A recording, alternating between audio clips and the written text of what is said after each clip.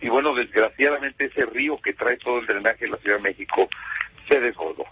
Me dicen con agua que bueno, estaban a una máxima capacidad de 350 mililitros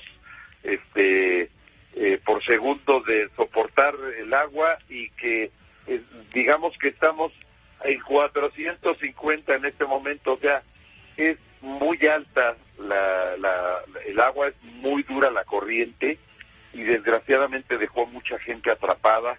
Es una tragedia de magnitudes mayúsculas, quizá es la tercera peor tragedia que ha ocurrido en el estado.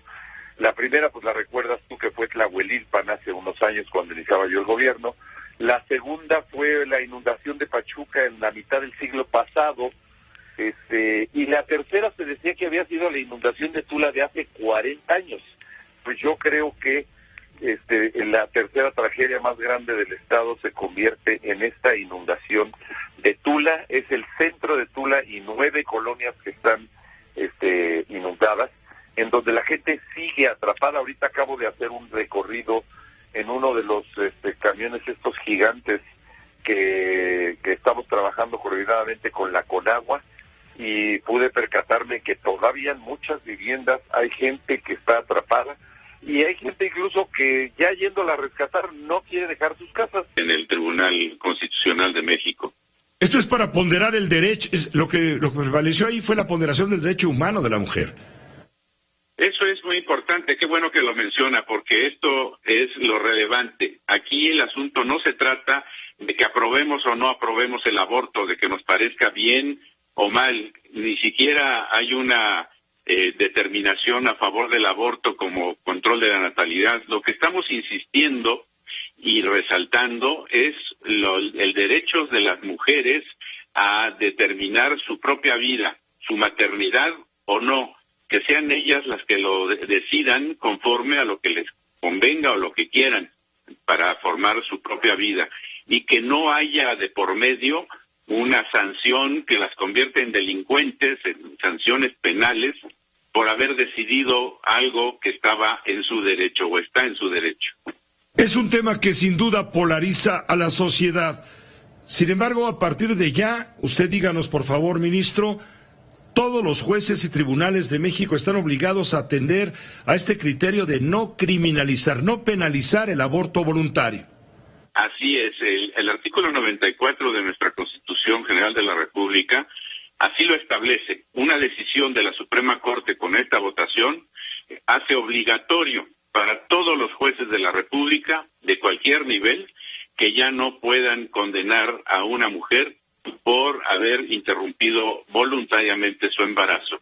Desde luego, el aborto forzado, obligado en contra de la mujer, desde luego continuará siendo un delito y podrá sancionarse. Donde se criminaliza con 3 años de prisión a aquella mujer que aborte o a cualquier persona que lo asista. Mira, que la asista. Así es, Pepe. Yo tengo un principio: la única moral pública, subrayo pública, es la ley, ¿sí? La moral es un asunto de los ciudadanos y cada quien que atienda con su conciencia, con sus creencias, con su ideología, con su manera de pensar.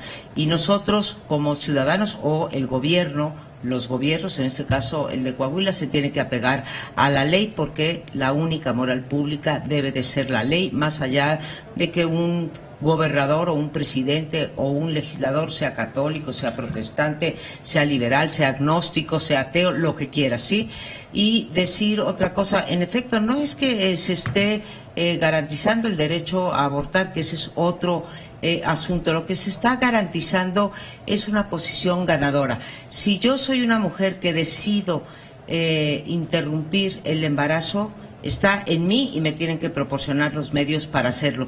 No estoy afectando el derecho de aquellas mujeres que por el motivo o creencia que sea deciden no abortar o no interrumpir el embarazo. Entonces, todos salimos ganando. Aquellas mujeres que piensan que si se embarazaron involuntariamente, ya sea por una violación, por falta de prevención o por cualquier otro motivo, deciden no abortar y dar en adopción, me parece muy respetable su posición, pero para aquellas que decidamos interrumpir un embarazo porque no es deseado, por cualquier motivo económico, social, de creencias, por violación o lo que sea, estamos en nuestro derecho a hacerlo. Así que creo que estamos en una situación, aparte de legal, lo quiero subrayar, legal, estamos en una situación de ganar-ganar.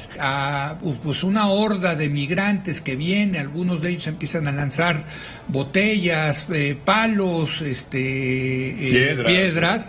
Pues los soldados están entrenados pues para enfrentarse a eso, ¿no? No son policías antimotines o granaderos, ¿no? Y muchos hemos visto pues estas escenas de donde los golpean, los patean, ya los tienen sometidos en el suelo y los siguen pateando, cómo los agravian, cómo les sueltan una serie de groserías. Y bueno, pues quizá lo más patético, Pepe, el tema de cómo muchos de estos migrantes vienen con sus hijos, vienen con menores de edad, ¿no? Y los niños van llorando y hemos visto también escenas de señoras que dicen, me están quitando a mi hijo, no se lleve a mi hijo, en fin, ¿no? Yo le quisiera decir hoy al público que imaginemos esas mismas escenas, ¿no? Pero que fuera de mexicanos tratados de esa forma por parte de un cuerpo militarizado de Estados Unidos. ¿Qué estaríamos diciendo, Pepe?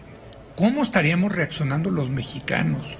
No podemos tener la hipocresía de decir, eso no se vale cuando se trata de mexicanos, pero sí se vale cuando los mexicanos así tratamos a los centroamericanos y a los caribeños, Pepe. ¿Cuál es la solución desde tu perspectiva? No, yo lo tengo clarísimo, Pepe. La solución, fíjate, México dejó de ser un país expulsor de migrantes hacia Estados Unidos en la medida en que la economía mexicana empezó a crecer y a generar trabajos, oportunidades, pues mucha gente dejó de irse de emigrar hacia Estados Unidos. Problemática grave que también hay que decir que no es nueva. Esta problemática se viene arrastrando ya desde hace algunos años.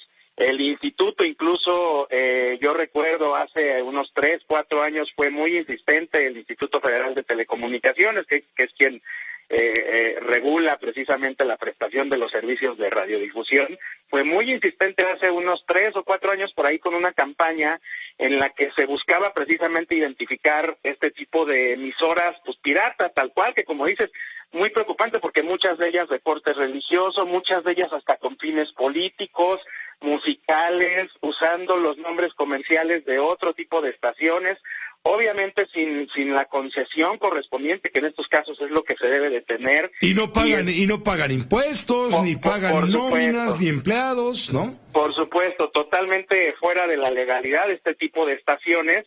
Y la verdad es que ha sido un problema que ha sido muy complejo, precisamente porque el instituto pues tiene capacidades limitadas para estar haciendo estos monitoreos. Se habla de que hoy, por ejemplo, hay alrededor de unas 500 estaciones que a lo largo de todo el territorio nacional que estarían operando bajo estas condiciones.